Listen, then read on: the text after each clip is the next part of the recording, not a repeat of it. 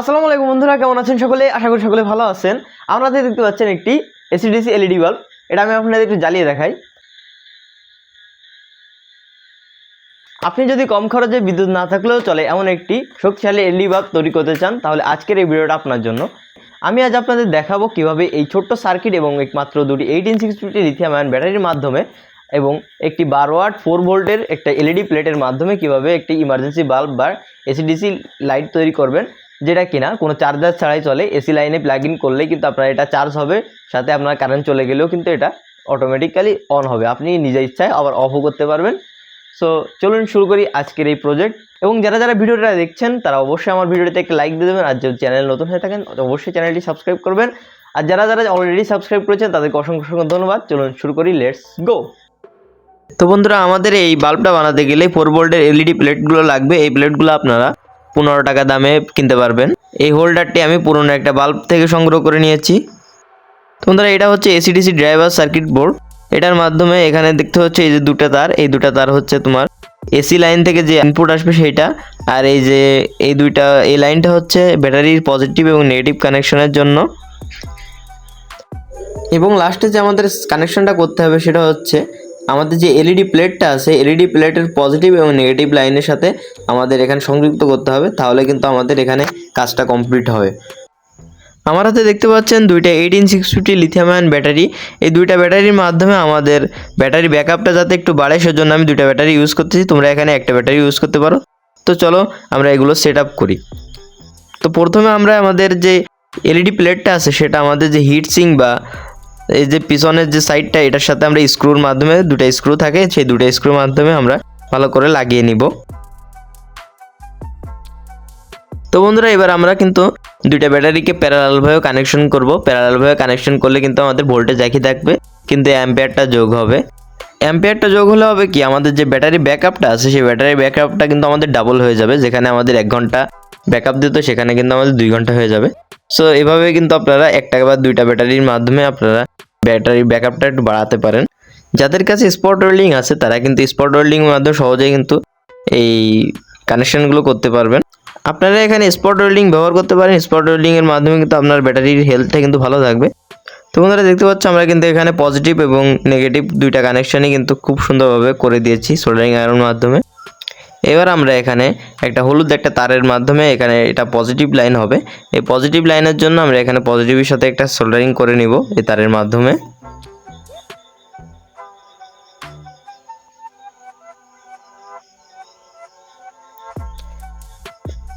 এবং আমরা কালো একটা তারের মাধ্যমে এখানে নেগেটিভ লাইনটাও বের করে নিব ব্যাটারি থেকে।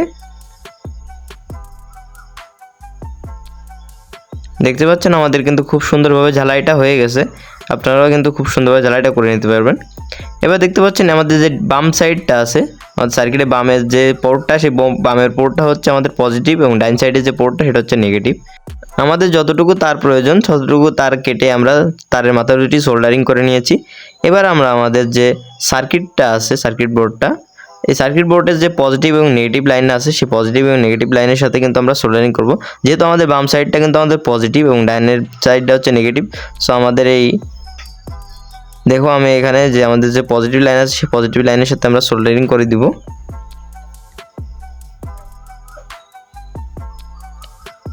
এবং ব্যাটারির যে নেগেটিভ লাইনটা আছে সেই নেগেটিভ লাইনটা কিন্তু তার সাইডে যে পোর্টটা আছে সেই পোর্টের সাথে আমরা সোল্ডারিং করে দিব। আমাদের কিন্তু এখানে ব্যাটারির কাজটা কিন্তু আমাদের কমপ্লিট। এখানে আমাদের ব্যাটারির সাথে যে সংযোগগুলো সেগুলো হয়ে গেছে।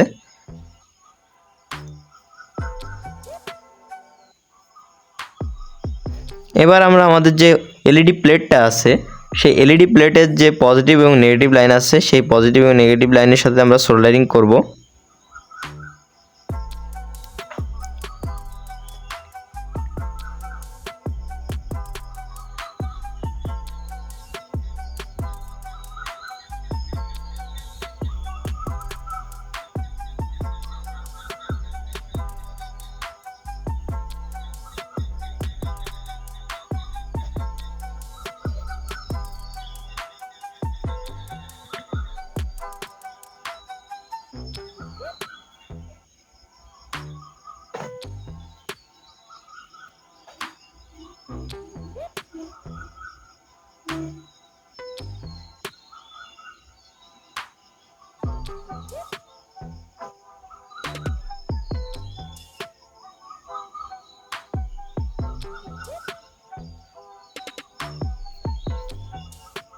এখন আমাদের যে দুইটা প্রান্ত আছে এসির, এই দুইটা প্রান্ত যদি আমরা একসাথ করি আমাদের কিন্তু বাল্বটা এখন জ্বলে উঠবে।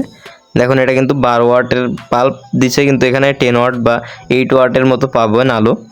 এবার আমাদের যে বাল্বের হোল্ডারটা আছে, সেই হোল্ডারের যে মাথার দুটো আছে, পিন দুটা, সেই পিন দুটো আমরা খুলে আমরা আমাদের যে এসি লাইনের যে দুইটা তার, সেই এসি লাইনের দুইটা তারকে আমরা বের করে আমাদের যে পিনগুলোর সাথে আমরা ভালো করে লাগিয়ে নিব, যাতে করে আমাদের উঠে না যায়। এবং আমরা এখানে কিন্তু যে ব্যাটারি বা সার্কিটগুলো বসানোর জন্য আমরা কিন্তু এখানে এই গ্লুগানের আঠাগুলো ইউজ করেছি। আপনারা কিন্তু কখনোই ভাই ভুল করেও গ্লুগানের আঠা ইউজ করবেন না, কারণ আমাদের যখন আমি এই বাল্বটাকে টেস্ট করেছিলাম তখন কিন্তু আমাদের বাল্বটার যে সার্কিট বোর্ডগুলো আছে এগুলো কিন্তু একটু হিট জেনারেট হয়, যেহেতু আটকা জায়গা, সেই হিটের লাগেই কিন্তু আমাদের যে গ্লুগানের আঠাগুলো, সেই আঠাগুলো কিন্তু আপনার গলে গলে যায়। সো এতে কিন্তু ঝামেলা হয়, লাস্টে যে সব একসাথে হয়ে যায়। সো আপনারা কিন্তু গ্লুগান ব্যবহার করুন। আপনার এখানে ডাবল সাইড টেপ বা কসটেপ যেগুলো আপনার অতিরিক্ত গরমেও কিছু হয় না, সেগুলো ব্যবহার করবেন। অতিরিক্ত মানে অল্প গরমই হয়, যেহেতু এখানে ব্যাটারি আছে সেহেতু আরও আটকা জায়গায় একটু গরম হবেই। সো আমাদের দেখতে পাচ্ছেন আপনাদের সাথে কথা বলতে বলতে আমাদের কিন্তু ব্যাটারি সব সেট করে আমরা কমপ্লিট করে ফেলেছি বাল্বটা। আমাদের কিন্তু এখানে খুব সুন্দরভাবে আমাদের বাল্বটা কিন্তু রেডি হয়ে গেছে।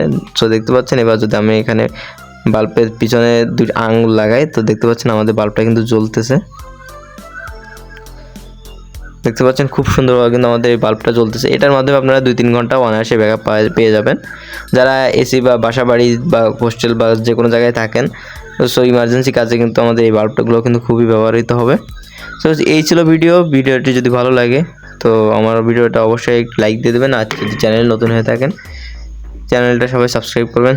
টাটা, গুড বাই, আল্লাহ হাফেজ। পরবর্তী কোনো ভিডিওতে দেখা হবে। সে পর্যন্ত সুস্থ থাকুন, ভালো থাকুন।